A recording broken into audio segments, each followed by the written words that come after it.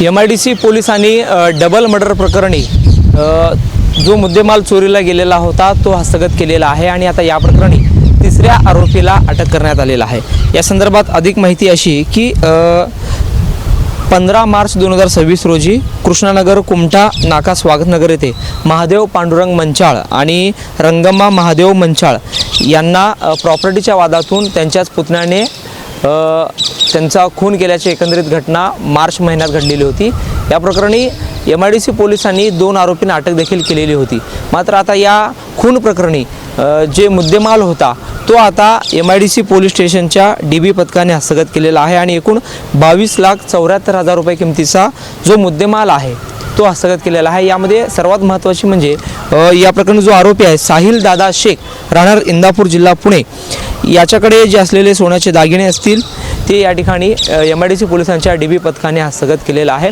मार्च महिन्यामध्ये MIDC police station हद्दीत कुमठा नाका स्वागतनगर जे कृष्णानगर आहे या ठिकाणी पांडुरंग मंचाळ आणि रंगम्मा मंचाळ यांचा खून झाला होता, डबल मर्डर झालेला होता। या प्रकरणी आरोपींना अटक केल्यानंतर त्यांच्या ज्या मुद्देमाल तपासासाठी या ठिकाणी मुद्देमाल ताब्यात घेण्यासाठी पोलीस या ठिकाणी तपास करत होते आणि त्या प्रकरणी साहिल दादा शेख या आरोपीला आता पोलिसांनी अटक केलेली आहे। या संदर्भात जे या डबल मर्डर प्रकरणी जे दागिने जे चोरलेले होते त्या दागिन्यातून जो कार खरेदीचा प्रकार आहे तो देखील या ठिकाणी उघडकीस आलेला आहे। एकंदरीत पोलीस आयुक्त M राजकुमार यांनी पत्रकार परिषद घेऊन माहिती दिलेली आहे।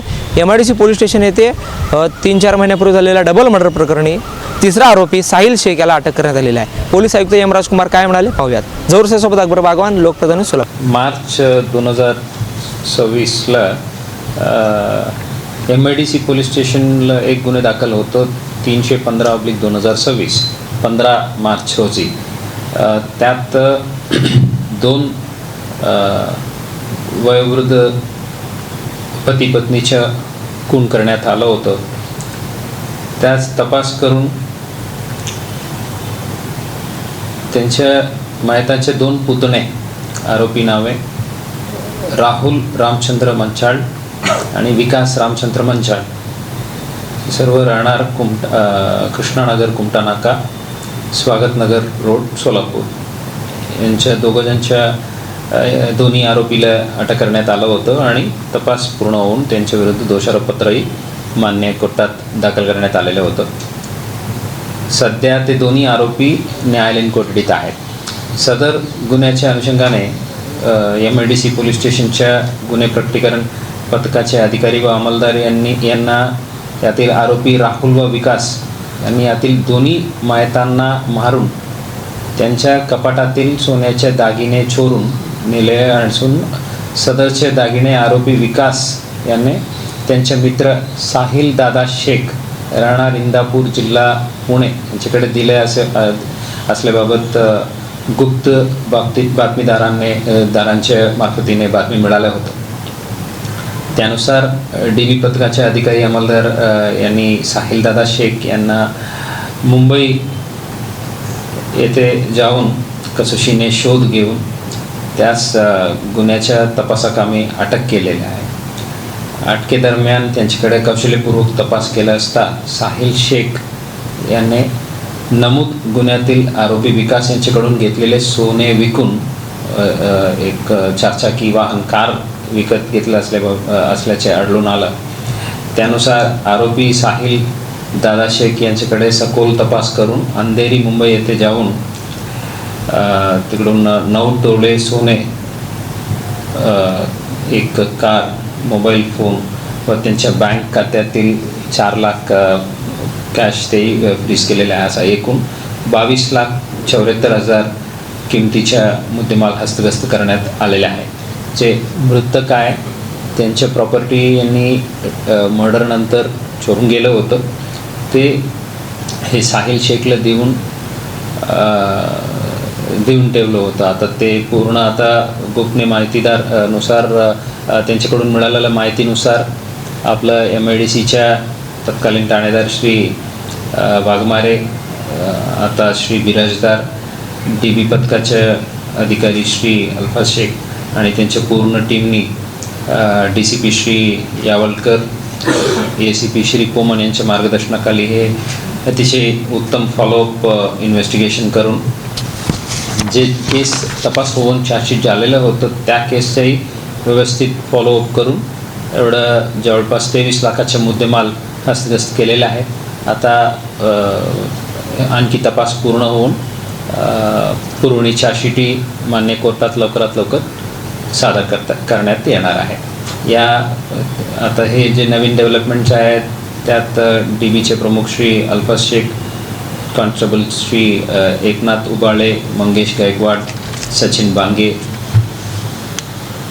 आमसिद्ध निंबाळ, संदीप जावळे, सुहास अर्जुन, प्रफुल्ल जानराव, नागेश चव्हाण, कुमार बोली, अमर सिंह, शिवसिंग वाले, अविनाश डिगोळे, सकलेन मुकदम हे पूर्ण चमूला मी मनापासून अभिनंदन करतो आणि लवकरात लवकर पुरवणी चार्जशीटही सादर करण्यात येईल.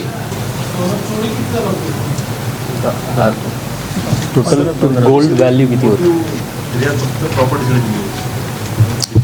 जे आता यात जे मृतक जे आहे ते एकटंच राहत होतं आणि ते जे कंप्लेनंट आहे त्यांचे नातेवाईक जे कंप्लेनंटच्या कंप्लेंटनुसार जे त्या आधारावर FIR दर्ज करून आम्ही पुढील तपास सुरू केलं. त्या दरम्यान प्रॉपर्टीच्या वादमुळे हे झालं तेवढंच होतं आणि त्याच्या कंटिन्युएशनला हातात जे ज्वेलरी होतं तेही चोरून नेलं, त्याबद्दल उल्लेखच नव्हतं. आता हे गोपनीय माहिती एवढं मिळालं आता जवळपास 4-5 महिन्यानंतर आणि त्याच्या आधारावर आता हे रिकव्हरी झालेलं आहे. सो ऑलमोस्ट 22-23 लाख किमतीच्या गोल्ड होतं. त्यात आता त्यांनी काही कॅश बँकला डिपॉझिट केलं, एक गाडी घेतलेली आहे. आता पूर्ण जेवढं डिफरंट फॉर्म्सला गेलेलं आहे 9 तोला सोनं इंटॅक्ट आता जप्त करण्यात आलेलं आहे. उर्वरित ज्या ज्या खरेदी केलेल्या आहेत त्याच्या डॉक्युमेंटेशन करून त्यानुसार आम्ही जप्त केलेलं आहे.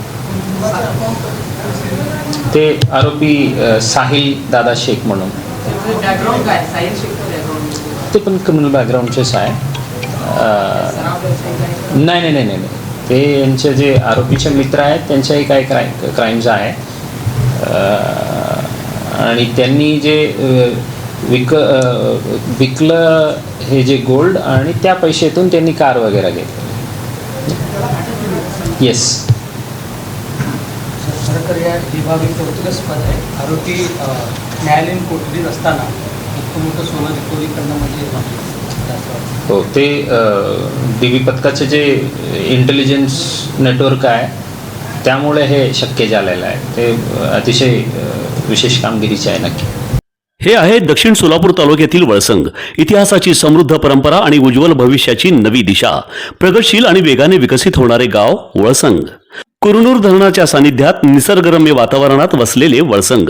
सोलापूर पासून फक्त 12 ते 15 मिनिटे, अक्कलकोट पासून फक्त 12 ते 15 मिनिटे आणि रेणनगर पासून केवळ 7 ते 8 मिनिटे अंतरावर सोलापूर अक्कलकोट महामार्गावरील उड्डाणपूल आणि वेगवान महामार्गाच्या थेट संपर्कात असलेले वळसंग. महामार्गावरून थेट वळसंगला सोलापूर अक्कलकोट गुलबर्गा महामार्ग, मोहोळ मंद्रुप वळसंग रिंग रूट, मुंबई पुणे हैदराबाद महामार्ग आणि सुरत चेन्नई ग्रीनफील्ड एक्सप्रेस अशा एकापेक्षा जास्त महामार्गाने वेढलेले गाव म्हणजे आपलं वळसंग. वळसंग हे आता महाराष्ट्राच्या नकाशावर नव्या विकासाचे केंद्र बनले आहे. वळसंगमध्ये आहेत प्रसिद्ध मंदिरे, सोलार हब, टोलनाका, जवळच आहे कुरनूर धरणाचे ताजे पाणी आणि निसर्ग सौंदर्य आणि विविध ठिकाणी आकर्षक हॉटेल्स व ढाबे सुद्धा. प्रवासात थकलेल्या प्रवाशांसाठी स्वादिष्ट जेवण, आराम, ताजेतवाने आणि प्रदूषणमुक्त वातावरण. वळसंग हे केवळ गाव नाही, एक उत्कृष्ट थांबा आहे, एक संधी आहे, एक भविष्य आहे. वळसंग ऐतिहासिक वारसा, आधुनिक कनेक्टिव्हिटी आणि उद्याच्या विकासाची हमी. सोलापूर जिल्ह्याचा अभिमान आणि महाराष्ट्राचा गौरव. वळसंग.